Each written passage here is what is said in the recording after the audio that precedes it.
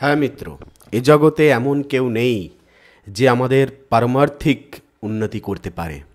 শুধুমাত্র আমরা নিজেরা নিজেদেরকেই কিন্তু উন্নতির দিকে নিয়ে যেতে পারি। আজকের এই ভিডিওটিতে আমরা চলুন সেই পারমার্থিক উন্নতি কোথায় হয় সেখানে আপনাকে নিয়ে যাই। কোথায় বলুন তো? হ্যাঁ, তীর্থেই একমাত্র সম্ভব পারমার্থিক উন্নতি করা। আজকে খুব সুন্দর পারমার্থিক উন্নতির স্থানে নিয়ে যাচ্ছি, যে স্থানের নাম কি রয়েছে বলুন তো? হ্যাঁ, পারমার্থ পীঠ। হ্যাঁ, এখানে আসলেই কিন্তু পারমার্থিক উন্নতি হবে এবং জীবন হয়ে যাবে ধন্য। পিঁড়ির পর পিঁড়ি সবাই উদ্ধার হয়ে যেতে পারবেন এই স্থান থেকে। তো জয় বাম বলে মিত্র, এখন বর্তমানে দাঁড়িয়ে রয়েছি ঋষিকেশে, হরিদ্বারে, এবং এই স্থানটিতে পরমার্থ পীঠ বলা হয়, যেখানে আমাদের সুখদেব গোস্বামী ভাগবত প্রবচন করেছিলেন। পরীক্ষিত মহারাজকে এই স্থান থেকেই উদ্ধার করিয়ে দিয়েছিলেন। সেই পবিত্র স্থান মিত্র, যেখানে 88,000 মুনি ঋষি একত্রে বসে ভাগবত আলোচনা করেছেন। তো চলুন তাহলে ঘুরে ঘুরে এই ভিডিওটার মাধ্যমে আমরা দর্শন করি পরমার্থ নিকেতন এবং গঙ্গার ঘাট, আরও অনেক কিছু দর্শনের রয়েছে। ধাম সেবক উত্তম চ্যানেলে আপনাকে অনেক অনেক স্বাগতম। একদিন পর ঠিক সন্ধ্যা 4টার সময় একটি করে ভিডিও নিয়ে আমি হাজির হই। তো চলুন আজকের এই ভিডিওটি শুরু করা যাক।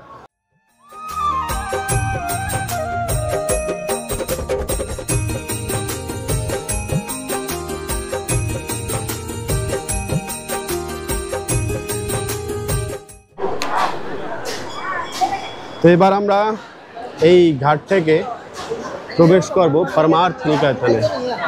হ্যাঁ, চলো এই ভিতরে, মন্দিরের ভিতরে। হ্যাঁ, এবারে পরমার্থ নিকেতনে আসলে অনেক কিছুই দর্শনের আছে, সেখানে যাব দর্শন করার জন্য।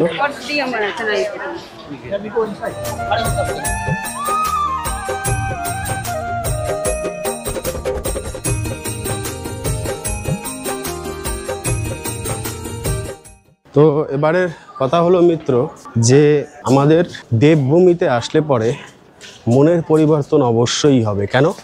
কেন কি এখানকার প্রাকৃতিক সৌন্দর্যই এরকম যে মনের পরিবর্তন করতে বাধ্য। দেখুন, এই যে হরিদ্বার বলে যে শব্দ আমাদের কর্ণে আসে, সে হলো এই যে দোয়ারগুলো পার করে আসলাম আমরা হরিদ্বারে।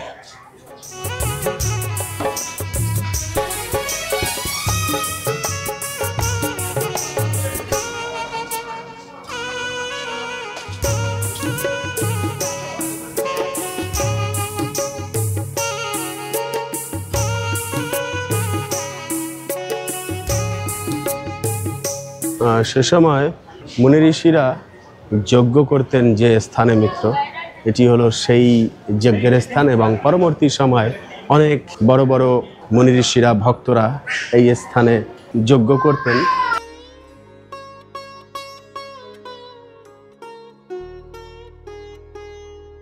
বর্তমানে মহারাজরাও এখানে যজ্ঞ করেন। আর এই যে দেখুন, সেই সুখদেব গোস্বামী এবং মুনি ঋষিদের সেই চিত্র এখানে ধারণ করা রয়েছে। আর এই যে পরীক্ষিত মহারাজ কিন্তু সবার মাঝখানে বসে সুখদেব গোস্বামীর প্রবচন শুনছেন।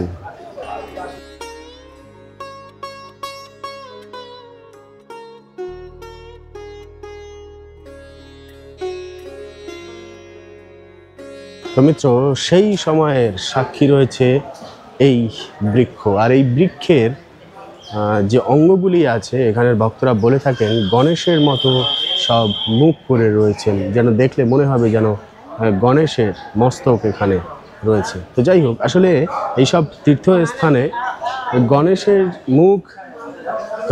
মুখ হোক আর যাই হোক, এই বৃক্ষগুলি হলো এই তটের শোভা। তাছাড়া হলো বড় বড় মুনি ঋষি আমার মতে, কেন কি এনারাই তপস্যা করে যাচ্ছেন এই ঋষিকেশের মতো স্থানে দাঁড়িয়ে থেকে।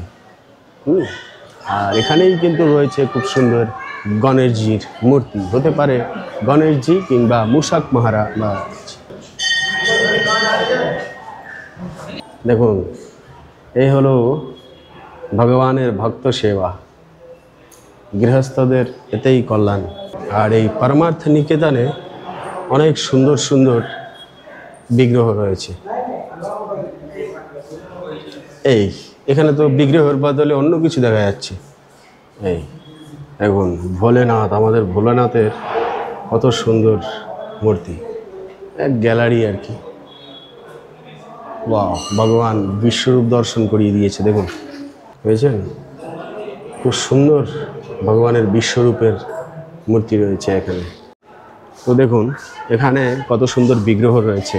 আসলে এই মন্দিরের মধ্যে এখানের পরিবেশ এত সুন্দর যে যেখানেই যাবেন খুব সুন্দর সুন্দর দেখবেন যে বিগ্রহ দর্শন করতে পারবেন বিভিন্ন ভগবানের। এই যে হনুমানজি দেখুন, এতদিন হনুমানজিকে যে রূপে দর্শন করেছেন, আজকে দেখেছেন কত সুন্দর হনুমানজির বিগ্রহ রয়েছে, দর্শন করছেন। বাহ, আর তারপরে তো কত ভক্ত চারিদিকে ঘুরে বেড়াচ্ছে, মানে এক সত্যি।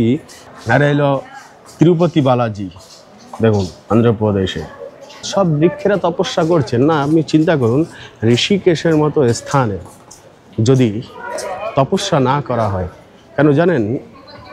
নামই আগে বলে দিয়েছি, ঋষিকেশ নাম কেন হয় এই স্থানে, কী কারণে এই স্থানের নাম ঋষিকেশ এবং এত তপস্যা কেন। হ্যাঁ, শুধু সেই কারণেই এখানের বৃক্ষেরা পর্যন্ত তপস্যা করে।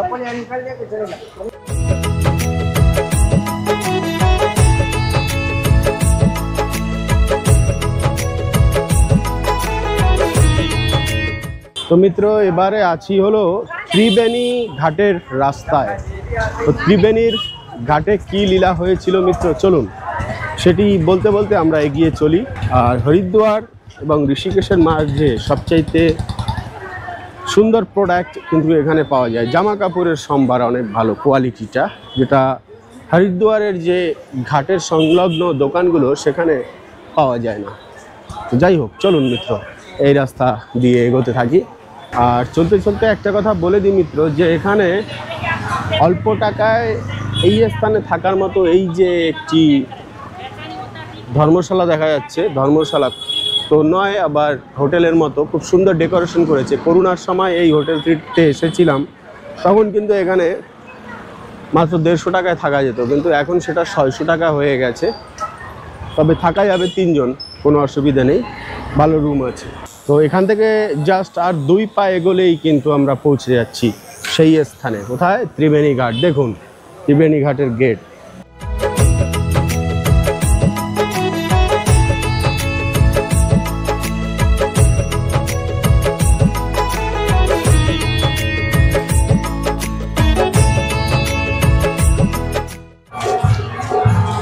তো মিত্র দেখুন, এই যে স্থানটি দেখতে পাচ্ছি, অর্জুন এবং কৃষ্ণের মূর্তি দেখা যাচ্ছে। এই স্থানেই কিন্তু অর্জুন কৃষ্ণ এসেছিলেন।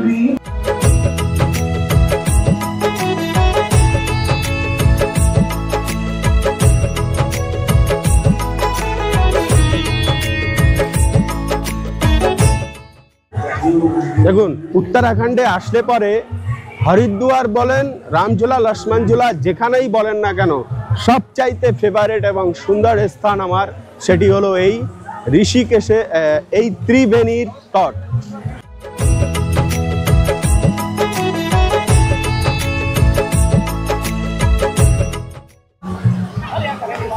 বাহ, কি সুন্দর যে এখানের দৃশ্য মিত্র।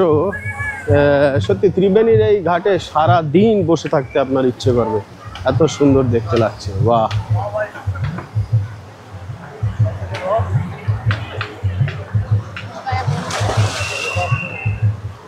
গঙ্গা মাকে পুজো দেওয়ার জন্য ভক্তদের কিন্তু প্রচুর উৎসাহ দেখা যায় এই ত্রিবেণী ঘাটের তটে।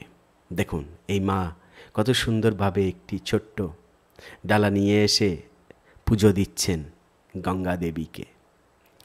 আসলে ভক্তদের শ্রদ্ধা এবং ভক্তি দেখলে পরেই যেন মনটা আরও আনন্দে ভরে ওঠে মিত্র। আর দেখতে দেখতে প্রায় গোধূলি লগ্ন আগত। বেশ এই গঙ্গার তটে অনেক রকমের দৃশ্য দেখা যায়, কখনো জীবেদের যুদ্ধ, কখনো ভক্তরা গোবিন্দের নাম নিতে নিতে, ভোলেনাথের নাম নিতে নিতে হেঁটে হেঁটে গঙ্গার তট থেকে দূর বহু দূর অবধি চলে যাওয়া যায়। কেন কি এই গঙ্গার তট ছোটোখাটো তট নয়, আর তারপরেই শুরু হয় হাজারো হাজারো ভক্তদের ভিড় আর তাদের সমারোহ। একে একে রুম থেকে সবাই বেরিয়ে চলে আসে এই গঙ্গার তটের আরতি দর্শন করার জন্য। আর খুব প্রসিদ্ধ ত্রিবেণী ঘাটের গঙ্গা আরতি। আমরা একটু দেরি করেই পৌঁছেছিলাম, তাই আরতিটা খুব একটা বেশি দর্শন করতে পারিনি, যেহেতু আরও কিছু ঘাট আছে এর পাশাপাশি, সেগুলো দর্শন করতে হবে আমাদের, তাই না? তারপরেও এসে যতটুকু দর্শন করতে পেরেছি খুব ভালো লাগলো। সন্ধ্যের পরে যেন এই স্থানটিতে মেলা বসে ভক্তদের, তার সাথে সাথে সবাই গঙ্গা দেবীকে পূজা দিতে থাকেন, আর গঙ্গার অথই ধারা একভাবে বয়ে চলেছেন। দেখতে বেশ ভালোই লাগে, সেটা রাত হোক কিংবা দিন হোক, সব সময়ই গঙ্গা মা প্রচুর স্রোতের সাথে এভাবেই বয়ে চলতে থাকে। ধারা দেখে শুধু একটাই কথা মনে পড়ে, কি বলুন তো? শিব হি সত্য হ্যায়, সত্য হি শিব হ্যায়, আর শিব হি সুন্দর হ্যায়।